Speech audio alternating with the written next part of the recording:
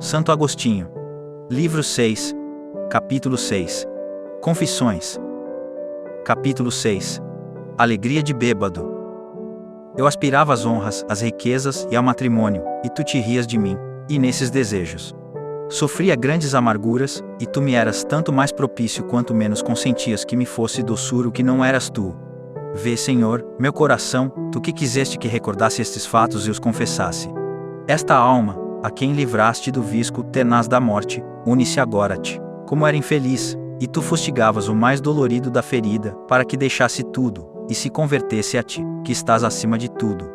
Sem ti nada existiria. Ferias minha alma para que voltasse para ti, e fosse curada. Que miserável era eu então! E como agiste para que eu sentisse minha desgraça? Era o dia em que me preparava para declamar os louvores do imperador, neles ia mentir muito e, mentindo, granjearia a aprovação dos que sabiam das mentiras. Preocupado, meu coração se consumia com a febre de pensamentos impuros quando, ao passar por uma rua de Milão, vi um mendigo já bêbado, creio eu, mas bem-humorado e divertido. Suspirei então, e falei aos amigos, que me acompanhavam sobre as muitas dores que nos provocavam nossas loucuras. Com todos os esforços, quais eram os que então me afligiam, apenas arrastava a carga de minha infelicidade cada vez mais pesada, aguilhoado por meus apetites, para conseguir, somente uma alegria tranquila, na qual já nos havia precedido aquele mendigo, alegria que nunca talvez alcançássemos.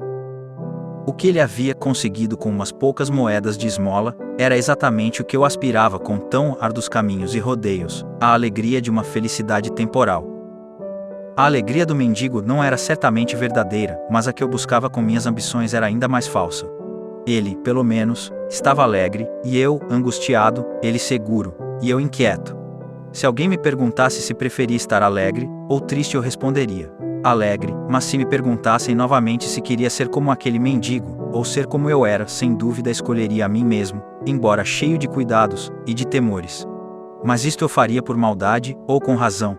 Eu não devia preferir-me ao mendigo por ser mais culto, pois a ciência para mim não era fonte de felicidade, mas apenas um meio de agradar aos homens, e não instruí-los. Por isso, Senhor, quebravas meus ossos, com a vara de tua disciplina. Longe de mim há almas que dizem: importa levar em conta a causa da alegria. O mendigo se alegrava com a embriaguez, e tu com a glória.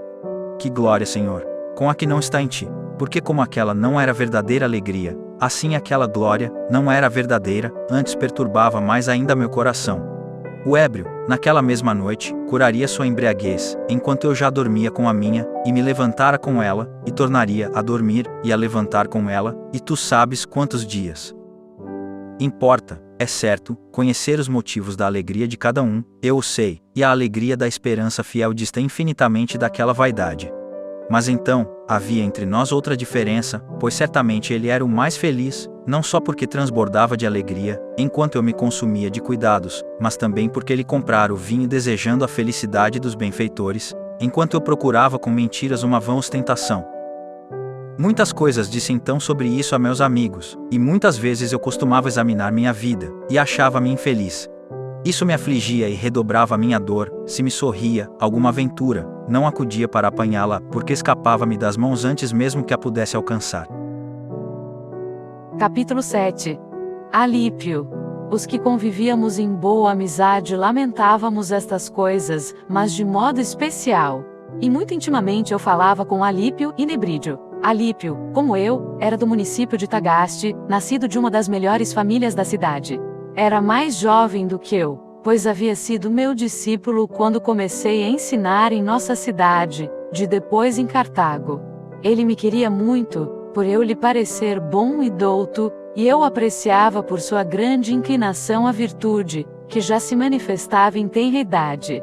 Contudo, o abismo dos costumes cartagineses, onde ferve o gosto dos espetáculos frívolos, engolfara-o na loucura dos jogos circenses. Alípio revolvia-se miseravelmente nesse abismo na época em que eu ensinava a retórica na escola pública, mas ele não me tinha como mestre por causa de uma desavença que surgira entre mim e seu pai. Eu sabia que Alípio amava morbidamente o circo, e isso muito me angustiava, por me parecer que iam se perder, se já não estivessem, magníficas esperanças. mas não achava meios de alertá-lo e repreendê-lo, nem pela amizade, nem pelo magistério, pois julgava que tinha sobre mim a mesma opinião que seu pai. Mas não era assim. Pondo de parte a vontade paterna sobre isso, começou a me cumprimentar, comparecia à minha aula, ouvia-me um pouco, e logo se retirava. Eu já me esquecera de alertá-lo para não desperdiçar seu talento tão precioso com aquele cego e apaixonado gosto por jogos fúteis. Mas tu, Senhor, que governas o que criaste, não te esqueceste de que Alípio deveria ser ministro de teus sacramentos entre teus filhos, e para que fosse atribuída claramente a ti a sua emenda, a realizaste por meu intermédio.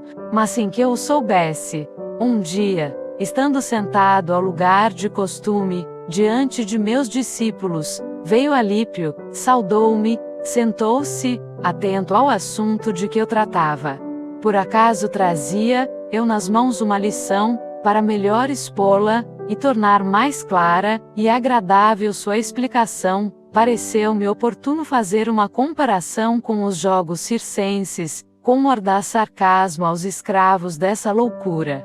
Mas tu sabes, Senhor, que então não pensei em curar Alípio dessa peste. Todavia tomou para si minhas palavras, acreditando que eu só dissera por sua causa. Qualquer outro tomaria isso com desgosto, mas ele, jovem virtuoso, tomou como causa para censurar a si próprio, e para me estimar ainda mais. Já havias dito outrora, e escrito em teus livros, corrige o sábio, e ele te amará. Eu não o repreenderia, mas tu, servindo-te de todos, quer eles o saibam ou quer não, de acordo com a justa ordem que conheces, fizeste de meu coração, e de minha língua carvões abrasadores, para cauterizar e curar aquela alma tão promissora, mas pervertida. Senhor, cale teus louvores, quem não percebe tuas misericórdias, que eu te confesso do mais íntimo de meu ser. Depois de ouvidas minhas palavras, Alípio saiu daquele fosso profundo, onde gostosamente se enterrara, cegando-se com o torpe prazer, e sacudiu sua alma, com corajosa temperança, afastando de si todas as imundícies dos jogos circenses, para onde nunca mais voltou. Depois venceu a resistência paterna para me escolher como mestre, e seu pai cedeu e consentiu. Voltando a ser meu discípulo, foi envolvido comigo na superstição dos maniqueus, apreciando neles aquela ostentação de continência, que ele julgava legítima e sincera. Na verdade, porém, era um desvario sedutor, um laço onde caíam almas preciosas, ainda incapazes de avaliar a sublimidade da virtude e por isso mesmo, vítimas fáceis da aparência que mascara uma virtude hipócrita e fingida.